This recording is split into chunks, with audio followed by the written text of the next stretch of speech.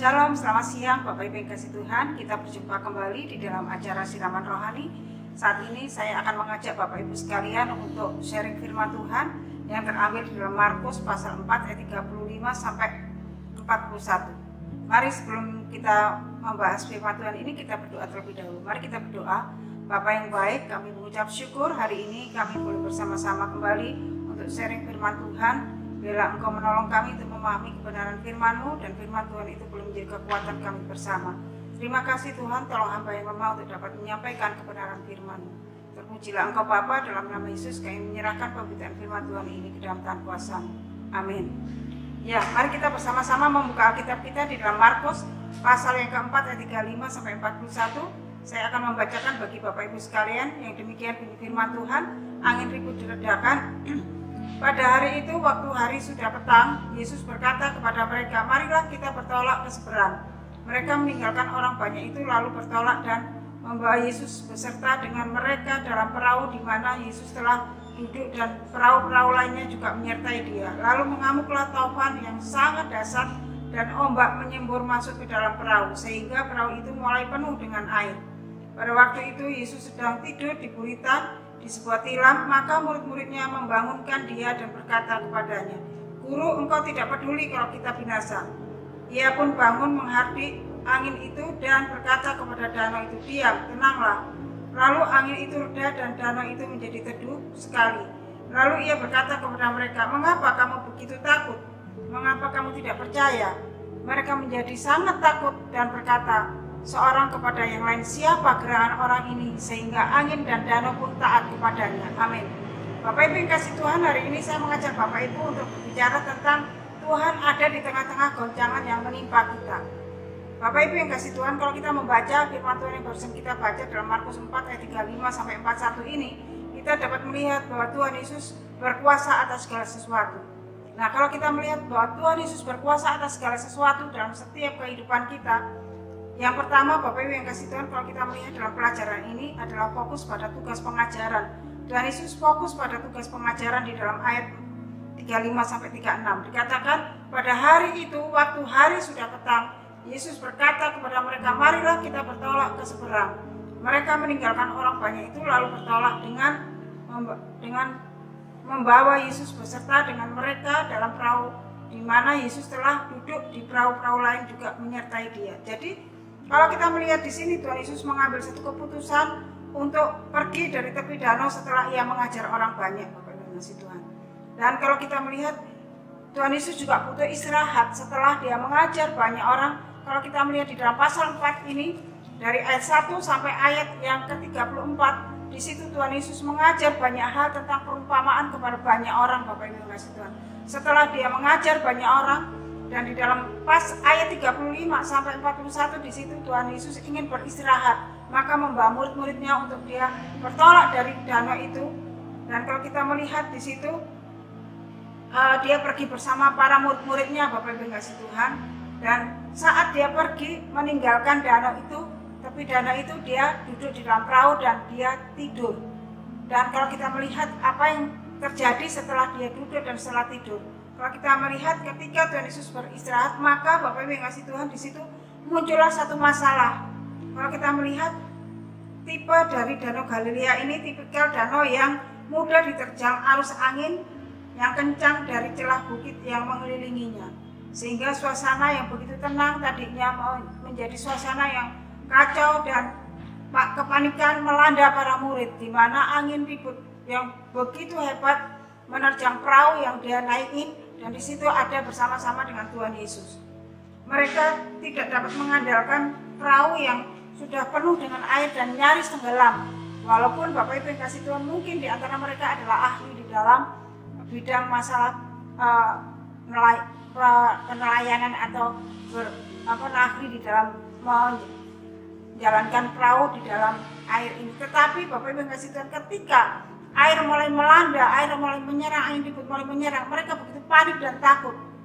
Mereka tidak sadar bahwa di situ ada Tuhan yang sangat berkuasa dan mampu dan sanggup melakukan segala perkara di dalam kehidupan mereka. Oleh sebab itu Bapak Ibu yang kasih Tuhan, di situ dia muncullah satu nada agak marah dalam diri murid-muridnya. Makanya ketika dia berkata di dalam ayat 34, dia berkata begini.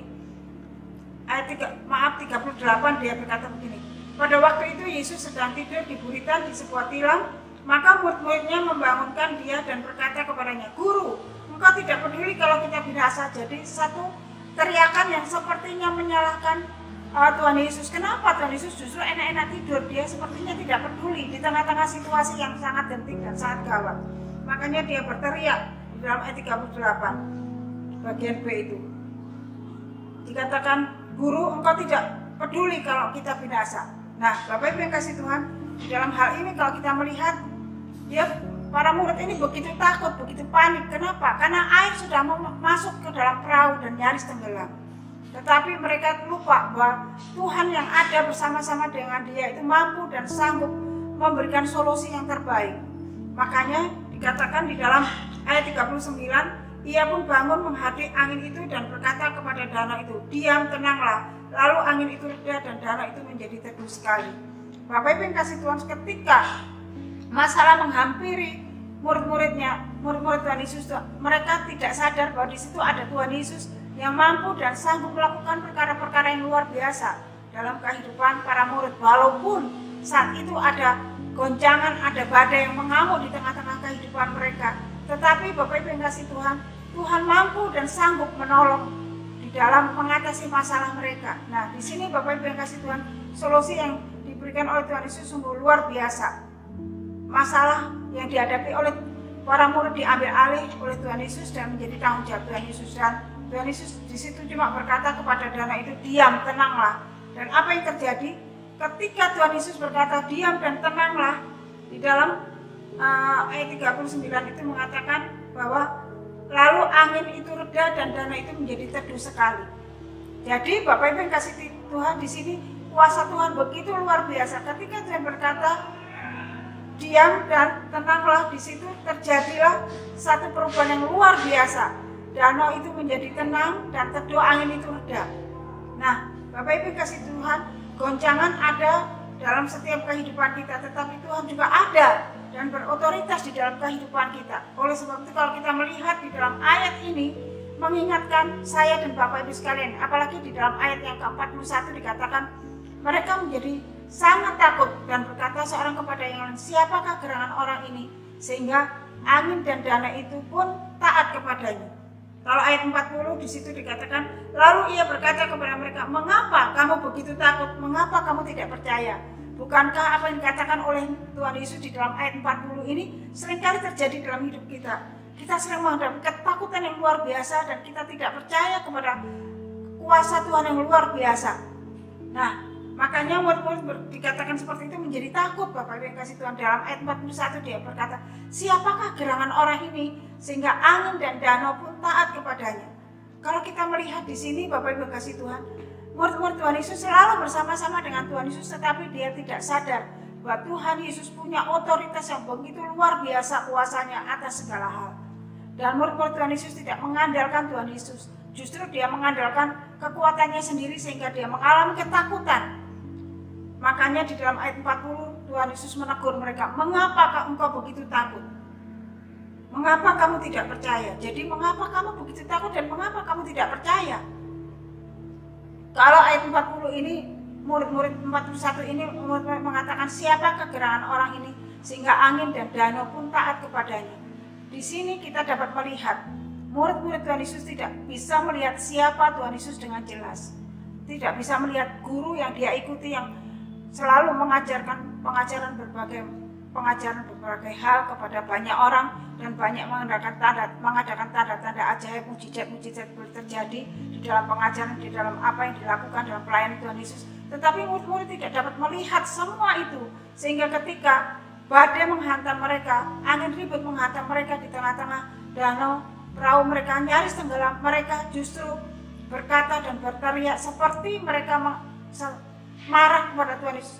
Ketika dalam kondisi yang seperti itu, kenapa Tuhan Yesus justru tidur? Sehingga dia berkata, "Guru, engkau tidak pedulikah kalau kita binasa?" Bapak Ibu yang kasih Tuhan, tindakan dari para murid ini menunjukkan mereka tidak percaya siapa Tuhan Yesus yang sebenarnya.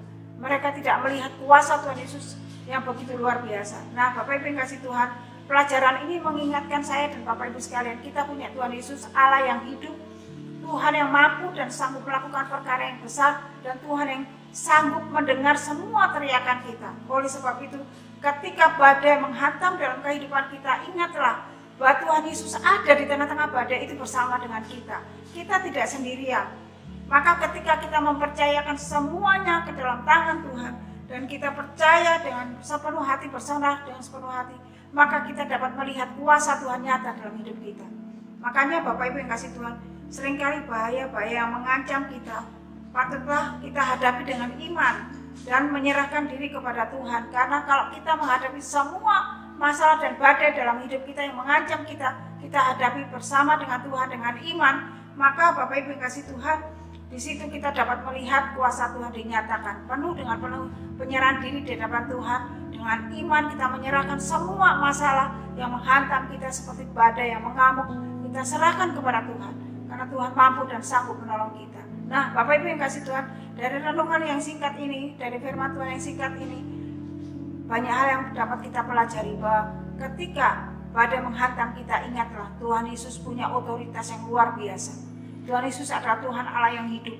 Dia sanggup dan mampu mendengar seruan kita, teriakan kita. Dia mampu melakukan perkara-perkara yang besar.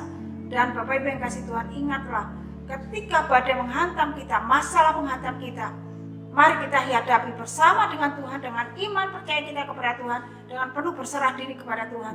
Maka kita akan dapat melewati semua itu bersama dengan Tuhan.